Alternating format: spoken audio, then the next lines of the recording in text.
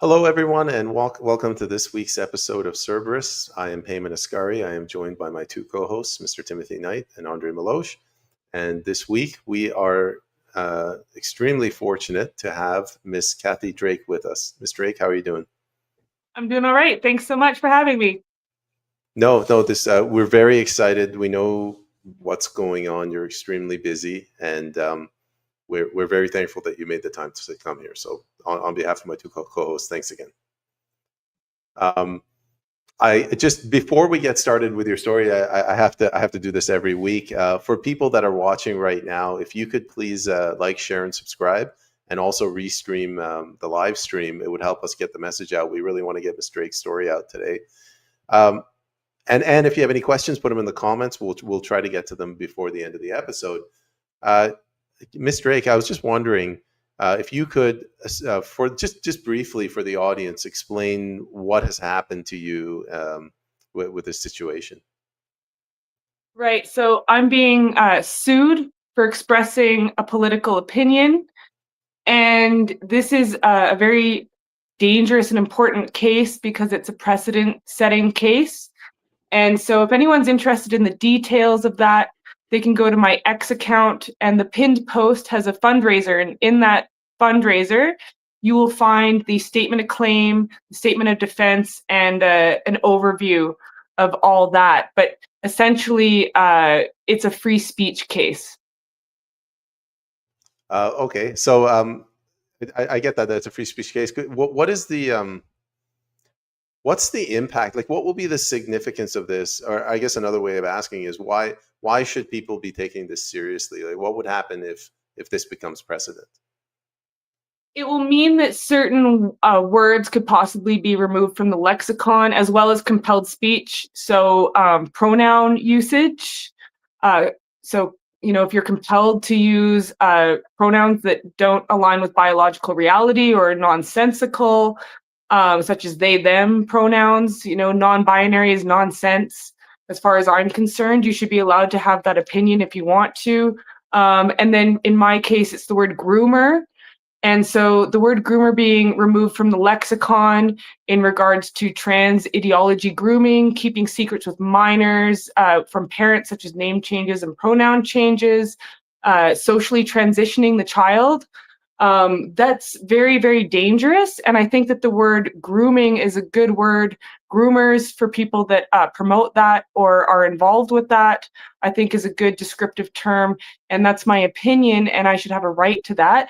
And anyone who thinks that I shouldn't and that they would like to silence me, they are possibly setting themselves up in the future to be silenced themselves. In a totalitarian society, free speech is what goes first. And so if you are taking away someone else's free speech, you're laying the ground for your own free speech to be infringed upon in the future, potentially as well. I guess I'm going to pass it over to Mr. Knight, but your situation, it really shook me. Like it has a chilling effect, because if I see that they're coming after you and they can punish you financially and put you into severe debt, I'm going to be like, I'm not going to say what's on my mind anymore. Like, this is really, really scary, and I don't know if people see it or not. But I'll let you respond, but I'll hand you over to Mr. Knight. So what I see here are three quick things. And one is, this is an application of George Orwell's dictionary revisionism displayed in the book 1984, where those who were on the dictionary team or committee bragged about how the dictionary is getting smaller and smaller and smaller every year. So you're referring to literally removing language from our culture, and this is that effect. The second thing you point out is they are inadvertently setting themselves up for abuses themselves by some future agent or agencies. The natural effect of that is the Hegelian dialect in Marxism, which is endless revolution. These individuals see themselves as revolutionaries. One day, when the counter revolutionary steps in, the revolutionaries will be the first ones lined up against the wall. And this is a historical fact. So you are correct. They are inadvertently hastening a further collapse, even of their own ideology, to a worse or a bigger, more dangerous monster down the road. And the third is the element of self-censorship. That and the conservative-minded individual is almost always guilty of some degree of self-censorship because we are being mindful for the traditional structure. Right? Maybe I am being a little bit tough. Maybe I should be a little more, open to listening to others. So we hold back on our own. So this is part of having discussion and dialogue. So we pull back a little bit and we choose, well, maybe I'm not going to use that language because I know it's a little bit provocative. And that tends to be our nature, right, by nature. But there are moments when we must be clear. We must be definitive. We must draw the line. And historically, the law permits us to do that. Like you said, this is public speech, right? This is a political speech, and that is protected in Canadian law, even though Canada does not have a First Amendment, because under the Crown, you should be able to approach the king and say what you need to say. But our culture has come to a place where people who are easily wounded have now been given positions of authority.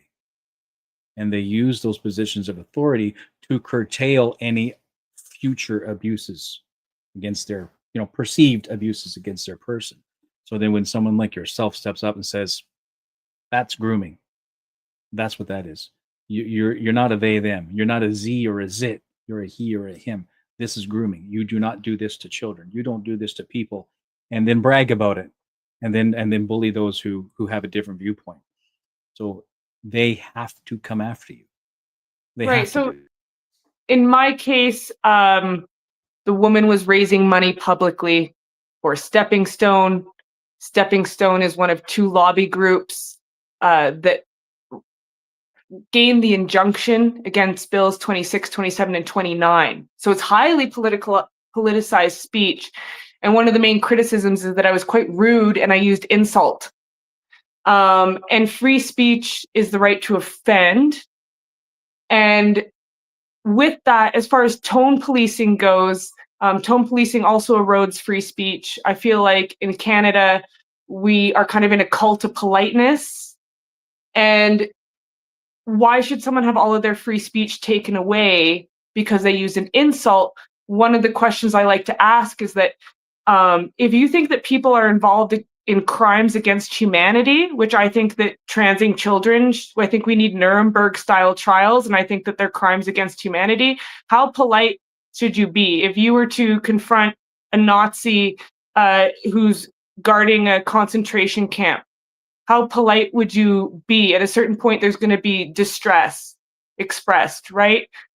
So, yeah, that's my rudeness was coming from a place of distress, and I made the post out of duty, a sense of duty. So, as far as saying, oh, well, you went too far when you said that, I don't think that we should erode people's free speech when it comes to insult.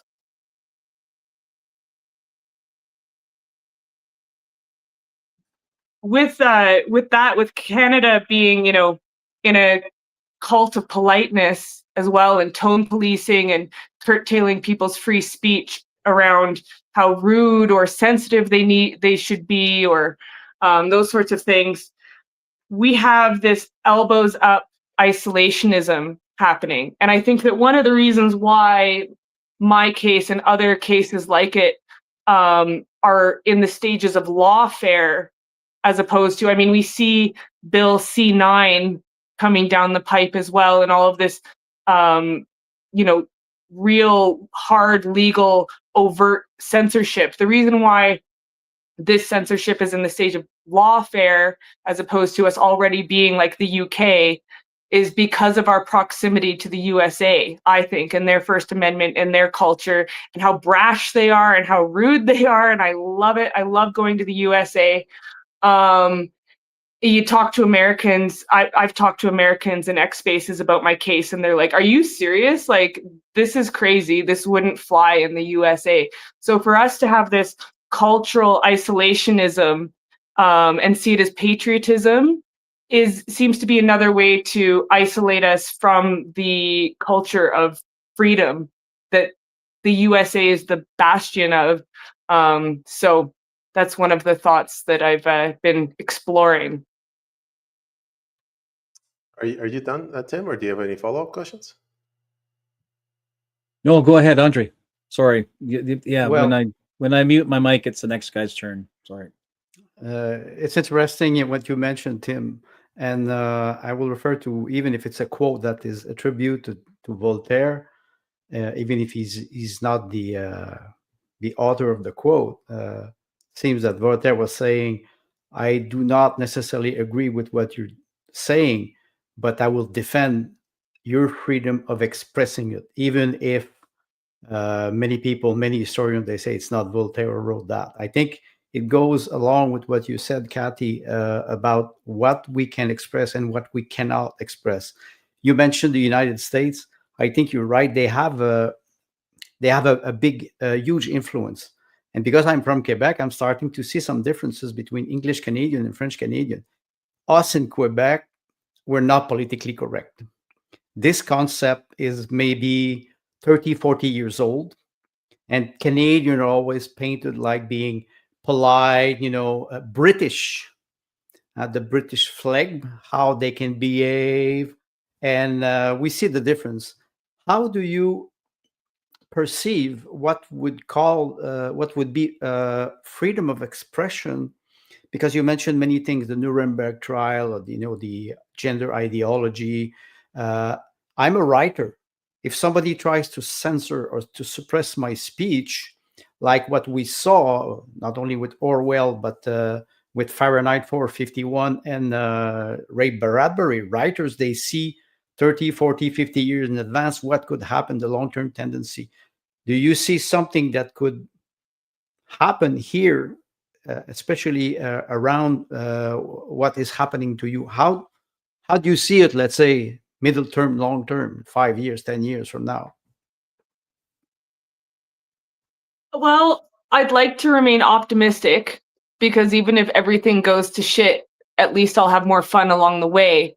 So I would like to see, you know, a restoring of academic institutions, a removal of ideological culture, the way that Trump went in and he's starting to clean house. No more DEI, which is authoritarian, newspeak, all those sorts of things. I'd like to see a return to sanity. And that's my hope, is that, and even with my case, that people have already shown so much support, and that people will continue to show support and not allow me to be crushed in this war of attrition.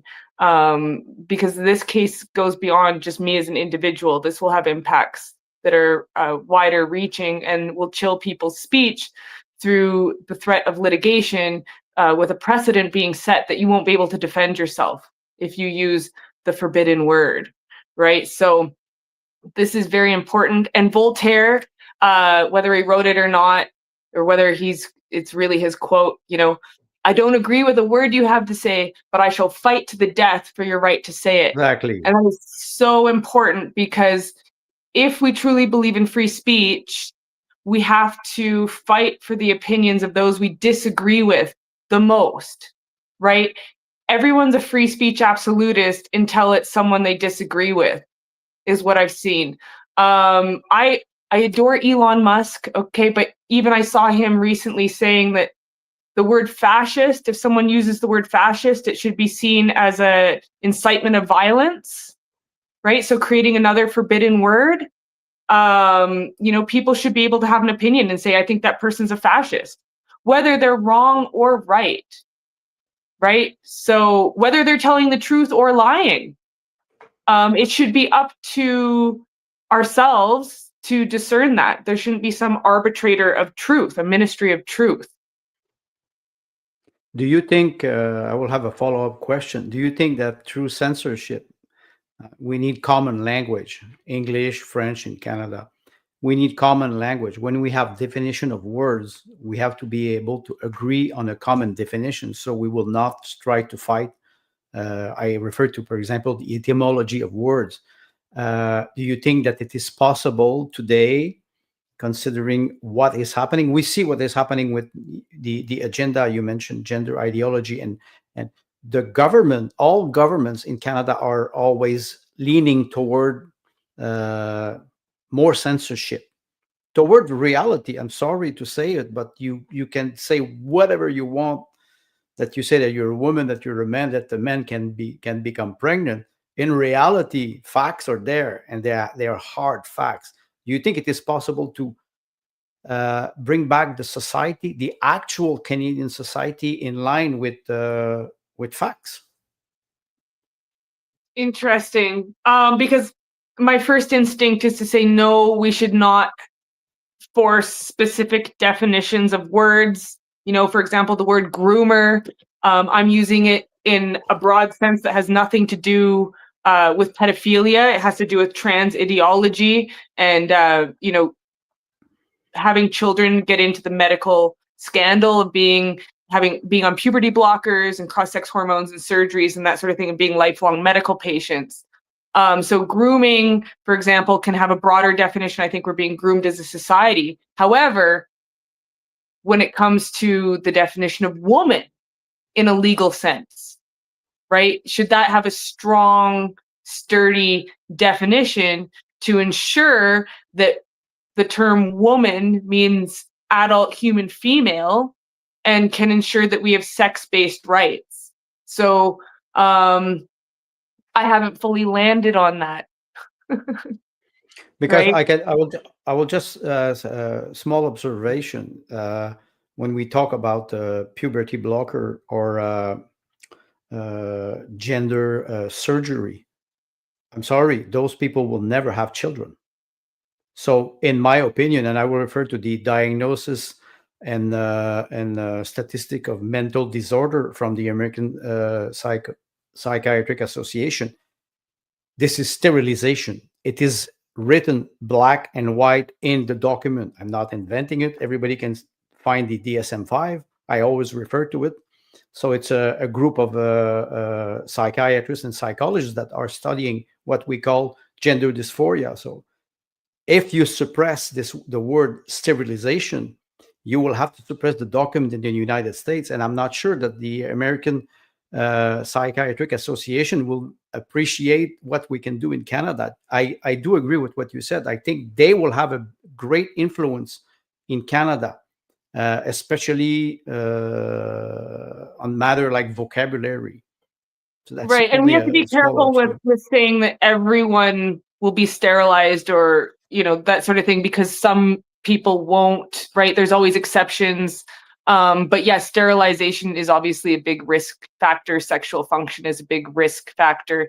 And often people are not able to truly be able to consent.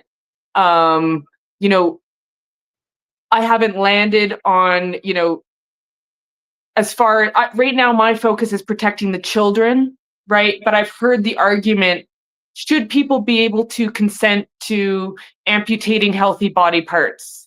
Should people be able to consent to amputating limbs? Should people be able to consent to the lobotomy? Should people be able to consent to trepanning, where they drill a hole in your head? They used to think that it would relieve headaches, and there's still people that are trying to gain access to that procedure for some reason. We have to ensure that we're upholding the Hippocratic Oath. But for now, my focus is just protecting the children primarily.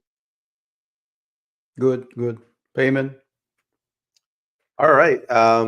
Let's lighten the mood. A couple of mentions. Clown World, thank you very much for reposting the stream. Same thing with Squirrel Nuts. Thanks for reposting the stream twice. And Kirk Reese, thank you for reposting the stream. If you guys could repost it, we really want to get this message out to as many people as possible. Granddaddy-O says good evening, and he says you did nothing wrong. So I agree with you, Granddaddy-O. So some words of encouragement. Ms. Drake, I'm trying to wrap my head around what's going on with your case. And when it comes to censorship, there's different ways that the government can censor us.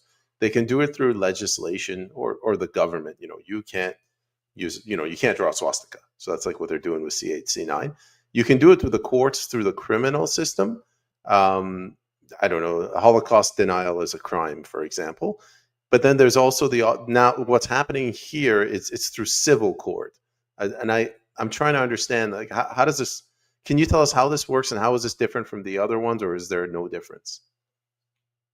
Civil means that I could have a financial penalty for my speech. So it's a form of persecution. Right, but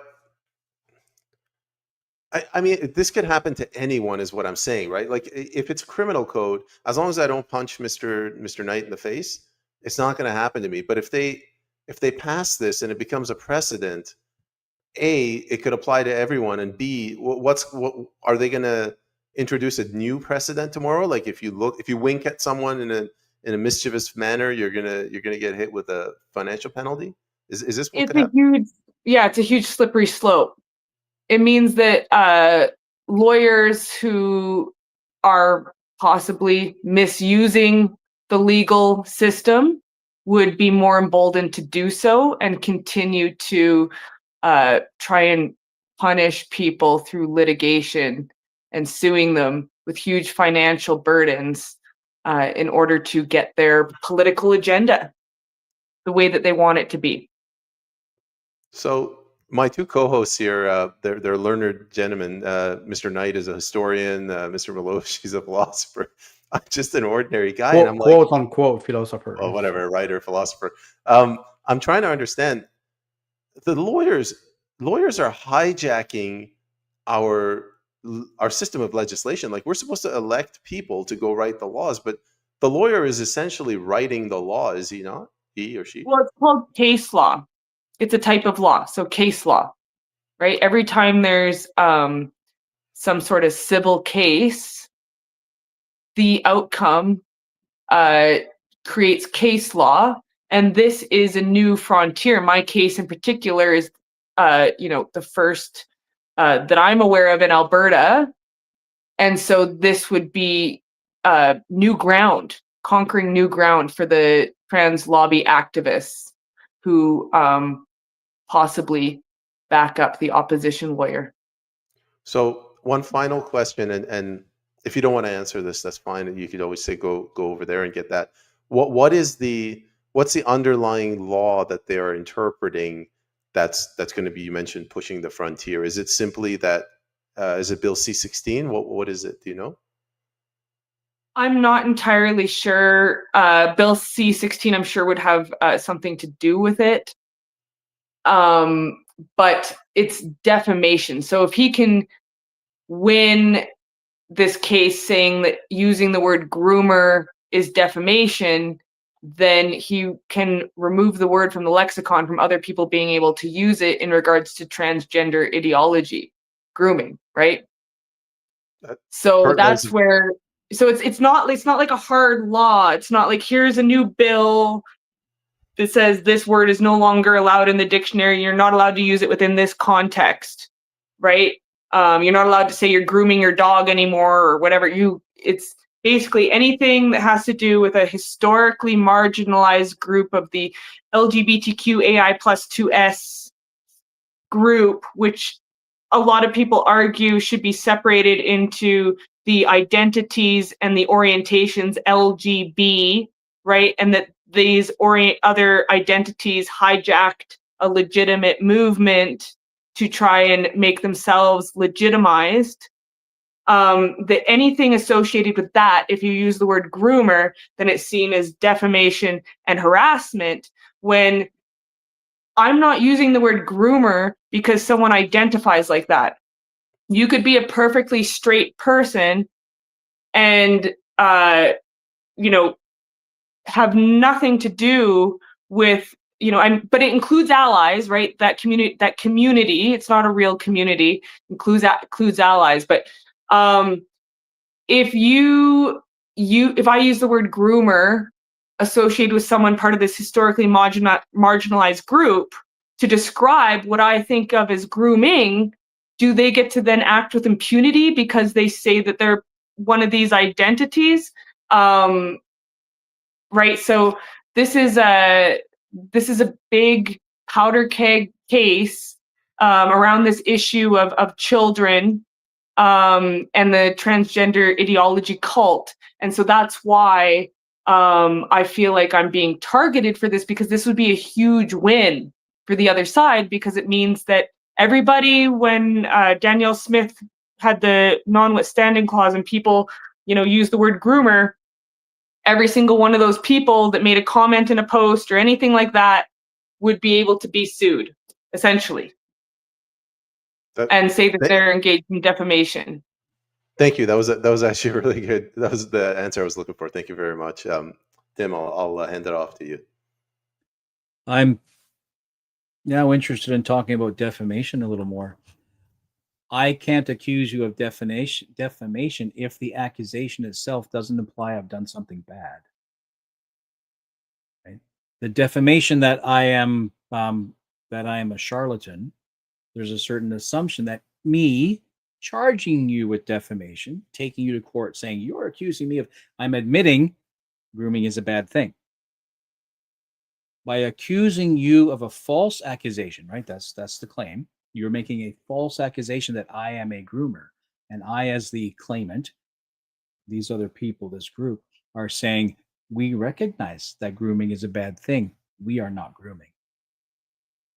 So then the onus, and by rights, in a court of law, the onus would be on them to prove that they are not grooming, and equally on you to prove that they are. But because the court is not prepared to have that conversation, it's moved into the civic theater.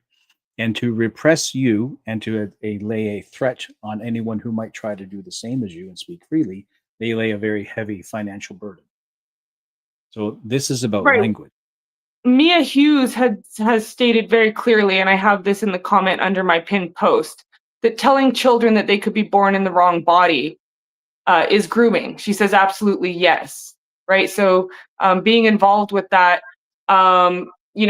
defamation is something. I just watched a dramatized documentary, so I'm not sure how historically accurate this is. I think they had to get their history right. It was on Sophie Scholl. I've been trying to do as much research as I can on Sophie Scholl, and from this Sophie Scholl movie, it was said that she was charged with defamation of the Nazi Party and as well as treason. So she was handing out leaflets at a university, and she was caught, and these leaflets were basically speaking out against the war because she was sick of seeing her friends being sent to the meat grinder and this war continuing on and on. So she was charged with and convicted of defamation against the Nazi Party. So a lot of these words, harassment, defamation, are being weaponized by people who have a political agenda. Yeah. So what we're also finding, you mentioned woman as an actual legal term, right? So you take that word into court, it has a very specific, well-defined, understood meaning that a judge will use contextually to apply the law to. Likewise, the word grooming is highly contextual, because am I grooming my dog? Am I grooming my hair? Right? Am I preening? Right? That's the same. It's the same thing. And then contextually, we've applied that concept of grooming into this the field of pedophilia and the trans movement and the other things, what they're doing to indoctrinate or convince or recruit children into this ideology by using these physical and medical methods. Yeah, so just to quickly stop you there for 1 second, I am separating pedophilia from transgender ideology. Yeah, completely separate. Yeah, right. But I'm not gonna, and you are correct to do so. I'm looking at the grooming as a, because that's what I'm being accused of. I'm being accused of calling the plaintiff a pedophile, essentially, right? And I'm not doing that. So I just have to make that very clear.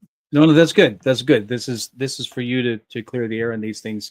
And part of this is just, me sharing how I'm experiencing this and what I think about it in historical or in linguistic context. it's much more difficult to take a concept into court because it's so contextual. But in a civic court, you're going to end up in the public eye, right? And the mob doesn't have the same granular definition and that approach. The reason I think they're taking you into the civic court is because they would lose in a criminal court.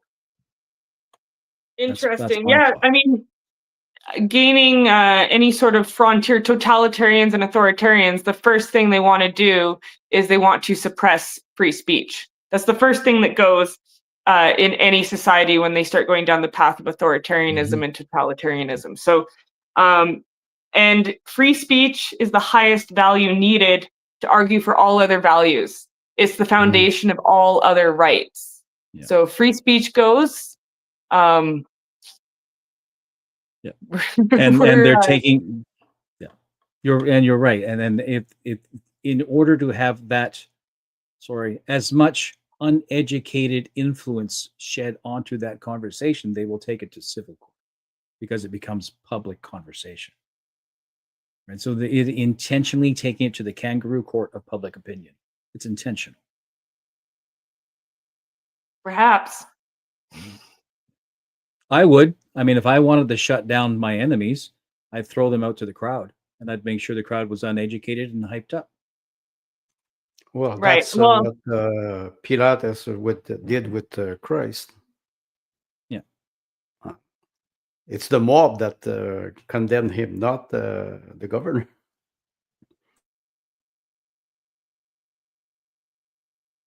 All right, Andre, yeah, you stepped in it, yeah. man. You gotta ask a question now. That's No, your punishment for cutting okay. off Jim. I didn't want to cut him. I just wanted to add a little bit of spice in the conversation. Kathy, you mentioned something, many things that are important. The fact that the expression LGBTQ2S plus and all other letters makes me laugh, because this acronym, the T, for many years, it was for transsexual and not for transgenderism. So they cannot even define the actual expression. And the 2S, which is two-spirit, was invented a couple of years ago because they wanted to include the spirituality of Native people. So it's moving ground. I would say the lawyer who's bringing you with a civil case, they are weak in the sense that they always try to attack weak people. Evidently, you're not a weak person. You're fighting back. A civil case, and I will refer to 1989, there was a woman who had a relationship with a man. We talked about it last week in the episode about abortion. And she wanted to have an abortion because she was pregnant from this man. And they had to go, even they brought back the Supreme Court in summer to judge this case. A civil case can bring up, for example, if you would lose, can bring up Supreme Court judgment, and it would show that it is the system of the actual system of justice is biased. We cannot trust them. So I see, for example, I would not give a medical advice. There's a lot of people who do this on the internet. They say that, for example, ivermectin, or they will say, I did this, but it is not a medical advice because I'm not a doctor. If we suppress language, like you mentioned, we will go, or in my opinion, we're already there. We're already there. They are suppressing language since many years. It's just people don't pay attention to it. And your case brings the light on something that is there for decades now. The destruction of freedom of speech in the Western world. It is not uncommon now. How do you perceive the fact that those are people or minorities? You mentioned the word cult. They are attacking usually weak people, they attack in gang. They will attack you, but if you take them one by one and you have a debate, I'm sorry, sometimes my English is not that good, but I would debate any of those people in French, for example, on so hard topics that they would have to back down. I think it's important to make sure that in a court of law, it's a battle, and lawyers are supposed to defend freedom or truth, which is not always the case, because we know some lawyers.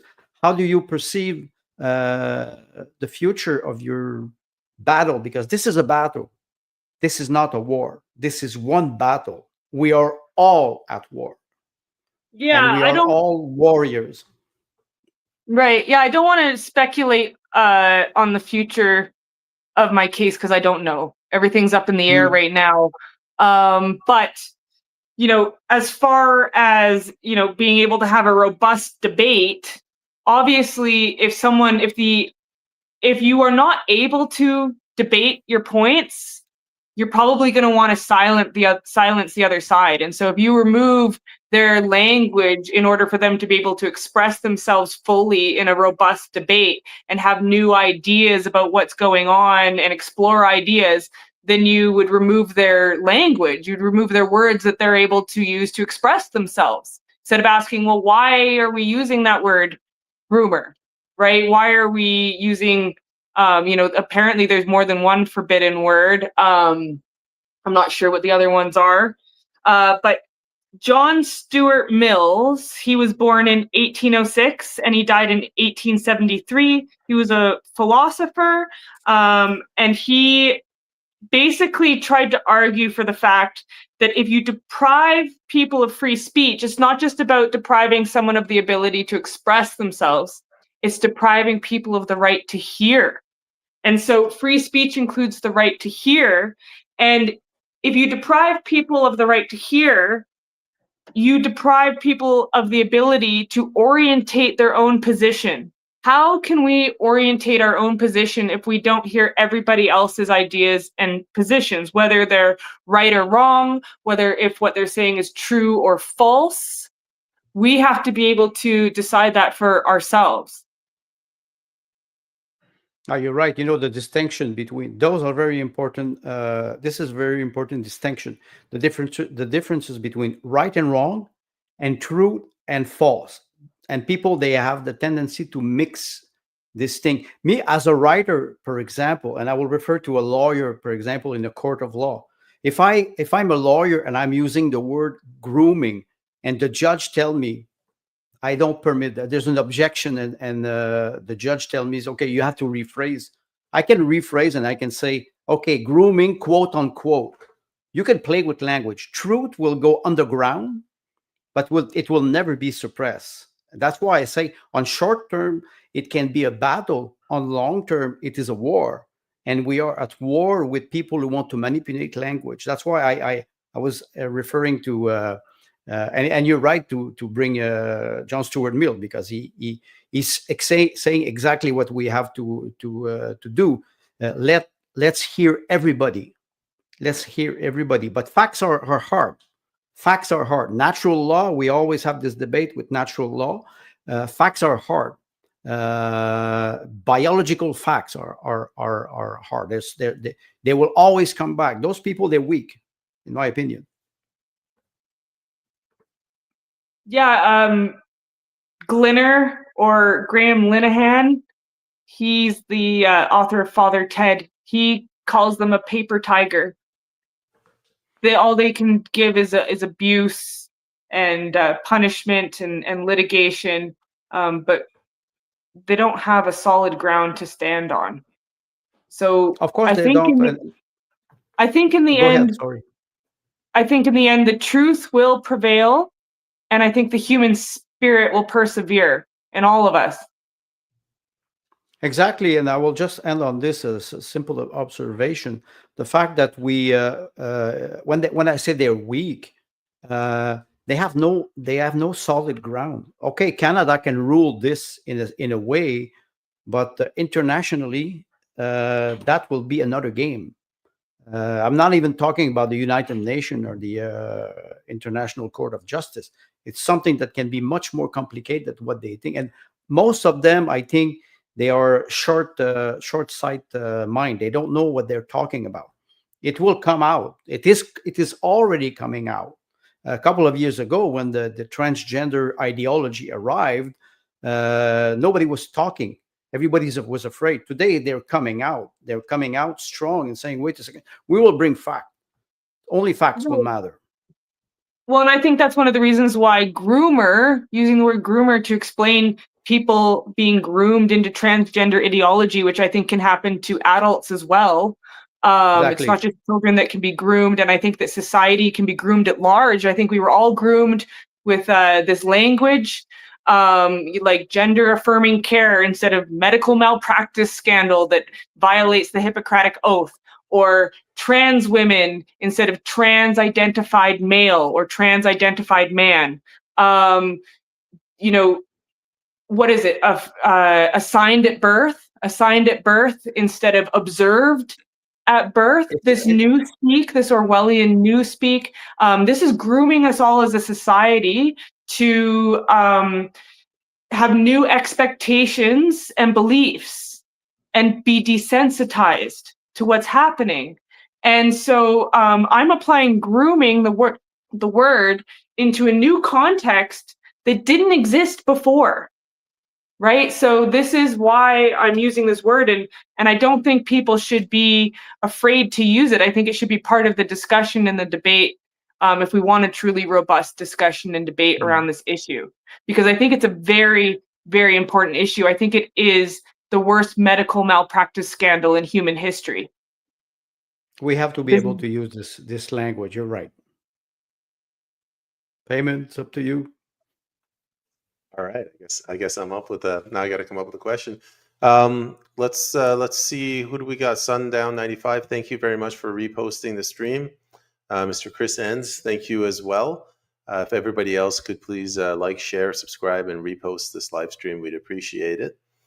I want to share my view, and you tell me if this is how you see it, or if you think I'm wrong. This isn't just a free speech issue, like a little kid in kindergarten calling somebody else a poop face. You know, it's not just the words. To me, this is about expression. Like, this is somebody's beating up my little sister, and I say, hey, stop beating her up. You're a bully. And they come to me and they say, you can't use that word.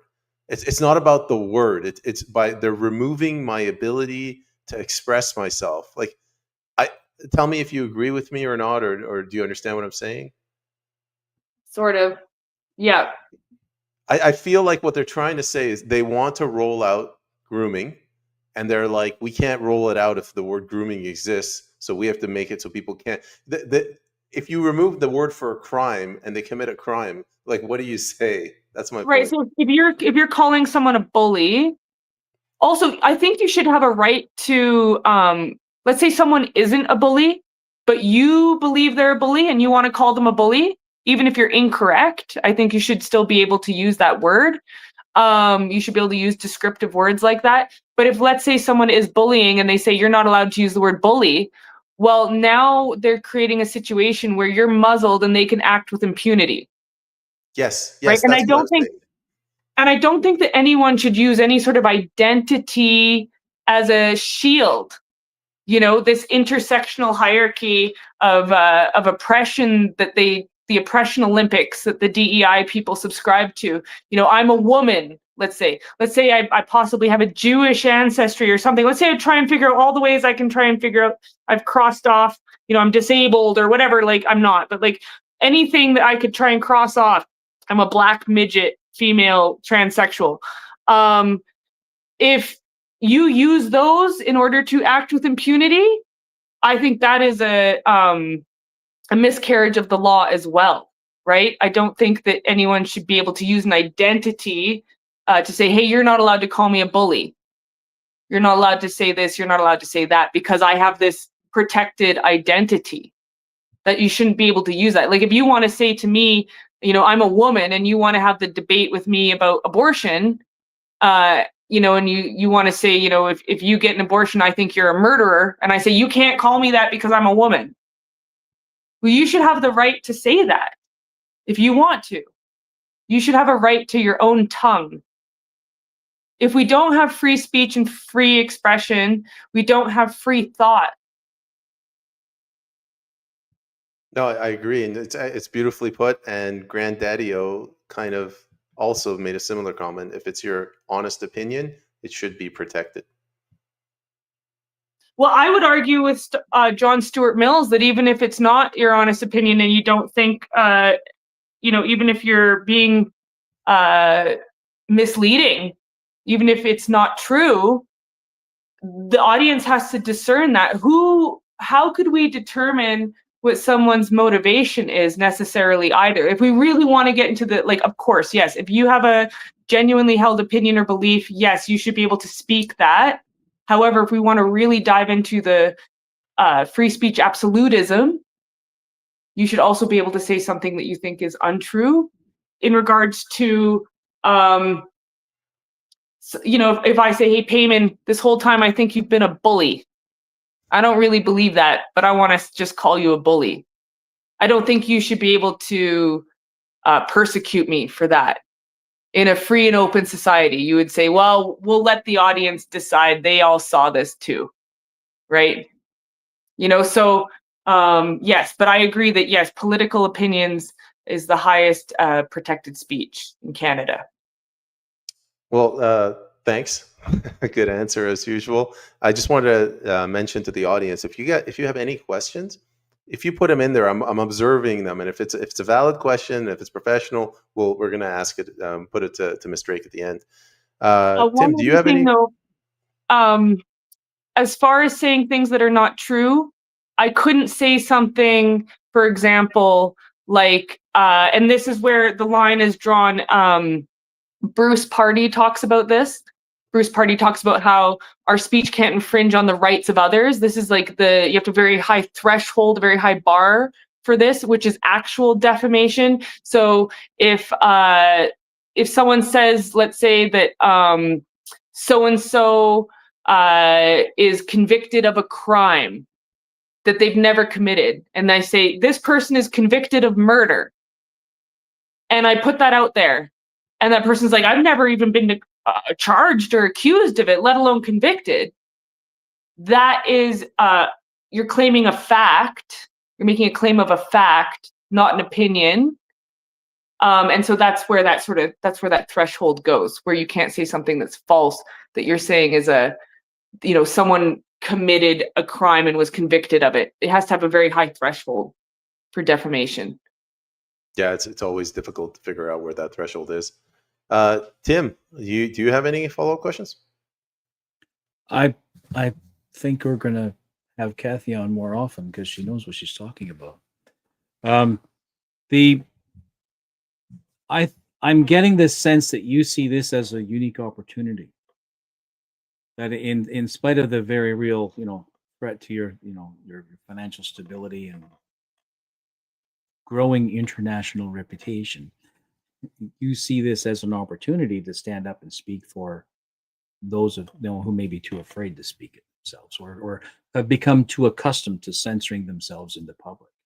But what I feel is you've taken this by the horns. You're educated on it. You understand it. You have a good grip about it, and you have an approach that speaks from strength.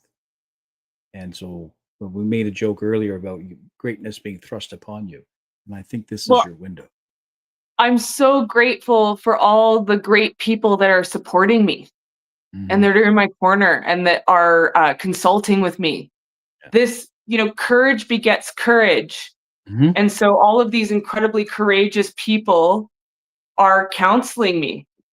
Mm-hmm. And there's a huge network of people that are mobilizing more and more. We're getting more and more tight knit, and we're talking to each other, and they inspire me, and they're the ones who uplift me so that I can be as courageous as possible in this process. People like Payman and yourselves. So are you seeing something? So you're familiar with what's been going on since 2015 with Trudeau Jr. and all that other nonsense, and how this has been creeping forward like a rot into our culture. do you find yourself at a center of a new storm or a new resistance? Is that the way you're approaching this? This is a So new then- frontier. Yeah, this lawfare. It's a new frontier in totalitarianism and authoritarianism. And I'm on the front lines of it. But in society, in history, human history, we gained Enlightenment values. Prior to that, it was barbarianism and, constant, you could just torture people. You could have the Star Chamber, where the kings would bring people into a kangaroo court, and we're getting our kangaroo courts back with the human rights tribunals where you don't have to face your accuser and those sorts of things that go against natural justice. But gaining Enlightenment values in the first place was incredible for humanity. And it seems as though we keep going through cycles. It has to constantly be reasserted. That torch has to keep being passed on. And so the psychopaths, the sociopaths, the Machiavellians, the authoritarians, the tyrants, the petty tyrants, because they're always petty, are continually going to try and wrestle control. And so that's why we have to be courageous. This is not like a battle that's won and then you never have to go back to it ever again. Right. Throughout history, we're going to continually have to wrestle with this and ensure that we maintain freedom. And that's why I love the USA so much, is because they do at least have the First Amendment. And I think they're doing a good job of standing up for freedom as best they can. It's an interesting comparison because Canada, and we've talked about this ourselves on the show in times past, Canada and Canadians have a rather loyalist approach to culture, particularly, to the crown. And this is a hereditary behavior that we've carried through. Whereas the uniqueness of America, even though they're a neighbor, they have a revolutionary culture, right? And so that culture is always aware that they're one generation away from, right, totalitarian. So every generation is encouraged by the generation previous, stand on your guard, withhold your right, hold the hill. Whereas Canada is more like, well, we kind of need to be respectful, and I'm sorry, and right, can I hold the door for you? And until, in our effort to be kind, we lose whatever our grandfathers have fought for in the first place. I find it very interesting that it's in our desire to be not like America. It's America's attitude for self-preservation and standing up for individual rights that we will end up leaning on to bring us back to a center to recover. Yeah, I mean, it might get to the point. It might get to the point that Canadians have to claim asylum in the USA. Jordan Peterson left. Gad Saad left.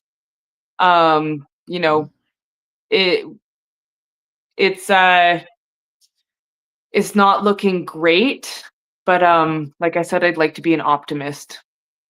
I'm encouraged that it's, and I don't mean this in a derogatory fashion, I'm encouraged that it's the commoner who is sparked to fight back, as opposed to the upper middle class, or right, our paid electorate, right, or our front line. That it's actual regular run-of-the-mill citizens who are saying, "You've crossed the line, you shall not pass." So it's very encouraging when people like yourself stand up. No passerán. Yeah, it's good. Yeah, Andre. Well, if I can add to the list, payment left too. Because I'll come back. Yeah. Well, if Canada's still there when the visa expires. Well, no, I have a couple of observations. Tim was mentioning the loyalty of people, Canadian to the crown. I would say, which crown? Because I'm French Canadian.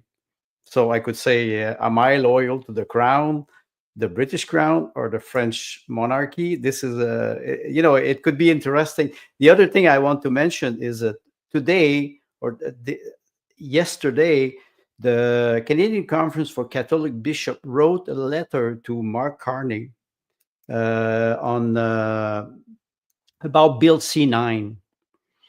And in this letter, they're referring to the fact that they want to criminalize some passage of the Bible.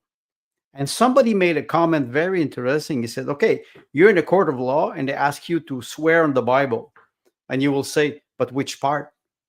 Because you will weaponize or you will criminalize some part of the Bible. The idea is that you try to suppress history, you try to suppress language, and that's why I say your situation actually, Kathy, is a battle, and you're not alone. You have a lot of allies.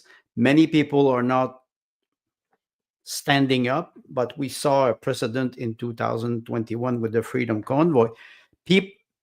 Some people woke up. Sometimes I have debate and discussion with my wife, and she says, "Oh, it will not happen in Canada." I said, "You need only 15% of the population who will stand up," and that's what the power is afraid of. And I think Tim mentioned something very important. The crown is too weak and too coward to try to pass something or to crush an individual. So they use minorities in the civil case that are weaponized. Those people they're not really intelligent. They cannot debate. And I'm very happy that you're here, because you debate on fact, first of all. You debate on history. You quoted John Stuart Mill. You're quoting, aspect of the Enlightenment that are very important. And the fact that it's a perpetual battle. Just keep up the good work, and you're not alone. You have a lot of allies on the barricade. Well, arguably, I mean, there's benefits to the loyalist, history as well. I mean, we have the Sons and Daughters of Liberty in the USA, and I love that history. I've been to Boston. I've thrown the fake tea off of the boats and those sorts of things, and I love that history. And half of my ancestors were Americans. My dad's side, they both had their American passports. But I also have, a great-grandfather who served for the Canadian military and survived mustard gas in World War I, along with his brother and his father. I have another ancestor who was a Royal Guard, and I've made my oath to the Queen in the past. And, the sovereign, the royal crown, should be there as a check and balance to uphold Magna Carta, which is Magna Carta is the foundation that inspired the Constitution of America, right? So hopefully, if things were to go too haywire, the sovereign would no longer just be a symbolic figurehead, but King Charles III would actually step in and say, "Enough. You need free speech." Well, I would hope that, right? Hey, King Charles, if you're listening, help. Good. You can ask him. I'm loyal. Sometimes I'm loyal, and I love Camilla. Loyal, I don't mind Camilla at all. Being I think she's loyal beautiful. is one thing, and you can say, for example, "Sir, you're nude. The king is nude." I gave an example. Beau Brummel with George was a friend of the king. Beau Brummel was a young man, very handsome, and he was always in private. He was calling the king not "Sir" or "Your Honest." He was calling the king George. And one day they were in a room, and there was an ambassador that was there. And Beau Brummel said to the king, he said, "George, ring the bell for the servant to come and bring the tea."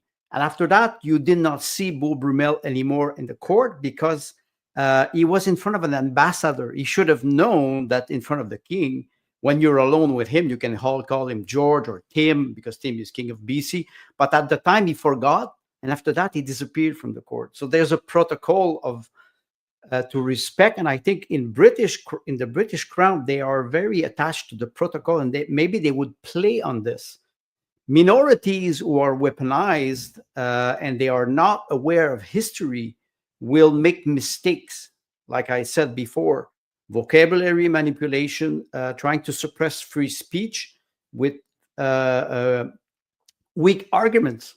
And I think it's important to emphasize that we are strong together when we have. And you're right. When I was quoting either Voltaire or John Stuart Mill, when you quote John Stuart Mill, I think it's very important that we're able to express ourselves. If somebody tells me that I have to censor myself to express the word civilization in my novel, I will make it as a duty to use it, because it's important that you break this, I would say, this straitjacket that they want to impose us, especially towards free speech. You're right. The first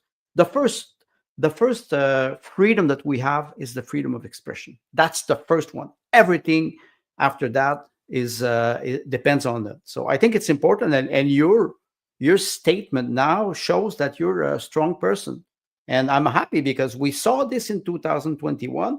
We see it more and more often. You have more allies than what you think. Thank you so much. Payment, it's your turn. Well, let's like, share, subscribe, please restream. It would help. But let's go to the audience questions. Do you have 5 minutes, Kathy? Let's see. AHS refugee. Thank you very much. He or she says good show. Thanks. Glad you enjoyed it. Granddaddy-O, he makes a comment. A normal judge with any common sense wouldn't even hear the case. It would be summarily dismissed. We have an ideologically captured judiciary, though. In your opinion, this is just, first of all, if you don't want to answer it, you don't have to answer it because it's a legal issue. You might get into trouble. But in your opinion, if you can, is this correct, where this is a matter of activist judges, or is this the system behaving how it should?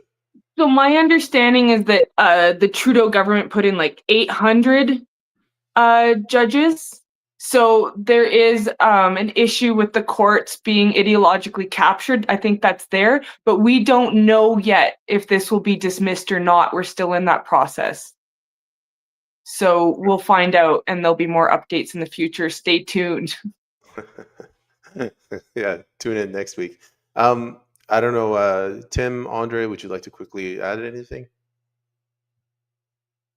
It's been, yes, you remarked 800 judges, and I've been using that phrase quite a lot to identify that the judicial branch has been usurped by the executive branch of the federal government, in which in 2023, the then Justice Minister bragged on Facebook and social media, bragged that he had personally installed 700 judges across Canada in 2023.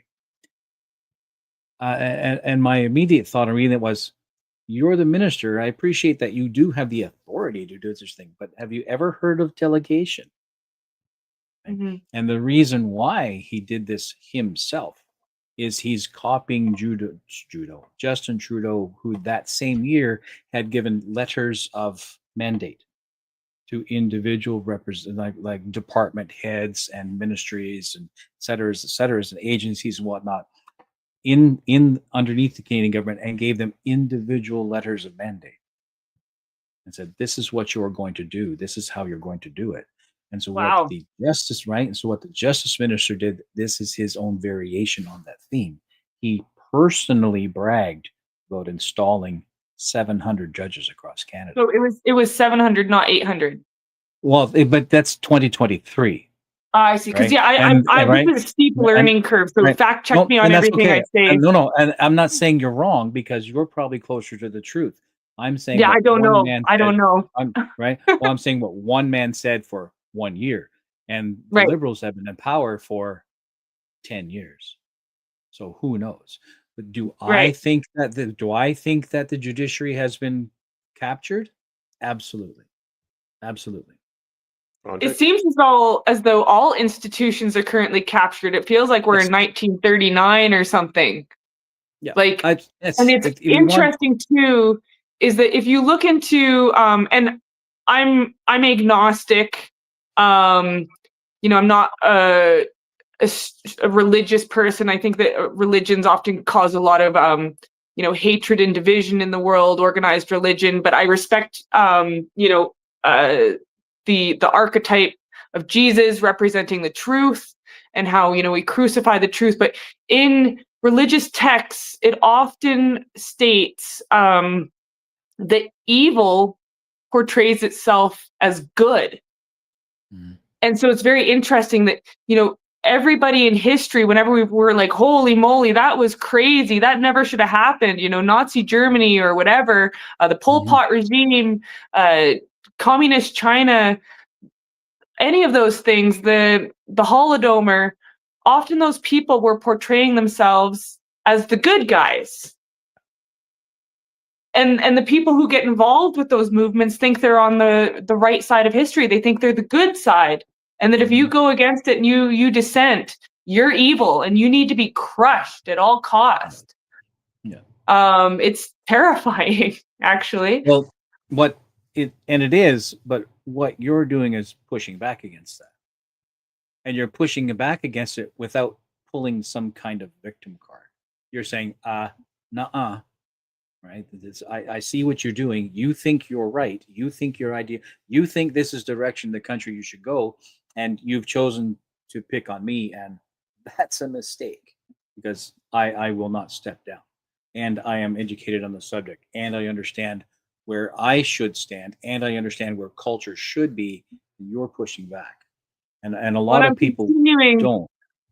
Right. I'm continuing to educate myself all the time. So if anyone's listening who feels like I should know something, please DM me. If you have any questions, instead of putting a comment with your question on any of my posts, please also just DM me. If I'm not following you, for you to DM me, just you can write a message saying like, hey, could you give me a follow back? And I'll follow back. And then try and help me educate myself in this battle. That would be greatly appreciated. And to add a little more to that, what you're experiencing, I've done some research and in preparation for today's show on a more general aspect, because I'm very interested in what's happening in the Commonwealth, right? What happens in the UK, what happens in Canada under the the Commonwealth of Nations. And I'm finding that the struggle that you're beginning to experience here is already happening in the UK. It's already happening in Australia. It's already happening in New Zealand. Right? And like you say, it's trying to happen in the US, but First Rights pushes back quite definitively. But in the Commonwealth nations, we do not have a free speech law. We don't. It exists to us passed down through common law, through the culture, based on the intent of the Magna Carta, and based on the principle of I should be able to speak to the king. If I go through the right protocols, I should be able to get an audience. That's being suppressed because our elected nobility has seen fit to act as de facto leadership for the country. And so in other nations, the Five Eyes, which would include America as well, they are indeed pushing the public as a whole into the direction that you're seeing push against you. So you, among others across the Commonwealth, are test phases. Yeah, if they can crush me, they want to make an example out of me. Yeah. I sometimes feel like if they could, people on that side of the political debate would have me executed if they could. They could, if they had that type of power, they would use it. That's what it feels like. They want me totally destroyed. People like Amy Ham as well, Frances Widdowson, all these brave souls. Mia Hughes. She's a huge inspiration, does fantastic work. Mia Hughes wrote the WPATH report. This is very important, really important. Get out your notepad and write this down, folks. The WPATH report. Mia Hughes on X, she's Cry Mia River. And this WPATH report were internal communications from the World Professional Association of Transgender Health. And the internal communications that were found in a discovery process in a lawsuit, they say that vulnerable adults and children are not able to consent to what's going on, especially children. Children are not able to consent. They're not able to understand what they're consenting to. So check out Mia Hughes, her work. Check out Jen Speck. Jen Speck has all sorts of great information and podcasts on this topic. They go into some really deep dives. They have some incredible guests, speakers.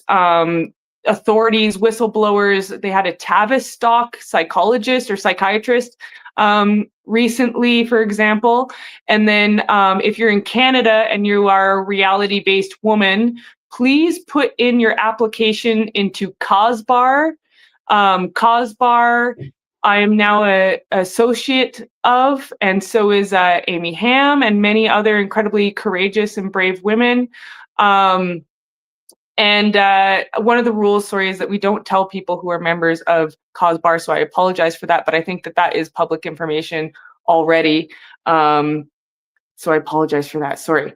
But yeah, so we are mobilizing. There is a whole bunch of people who are, I believe, on the right side of history. And I don't think in history ever have the good guys been the ones who are trying to silence others.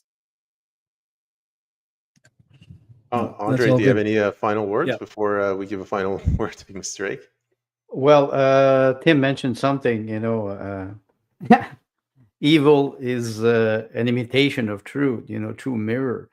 And he mentioned something about the judges, the 800 judges that were appointed, or the Chinese love of Justin Trudeau, Chinese, authoritarian regime. Let's not forget, Baron de Montesquieu wrote The Spirit of the Law, so the separation of power. And I think in Canada, we don't have it anymore. That's why we have to be cautious or suspicious. Suspicious in the sense that I don't trust nobody. I just don't trust nobody, and I question everything. That's the first thing when you're a critical thinker.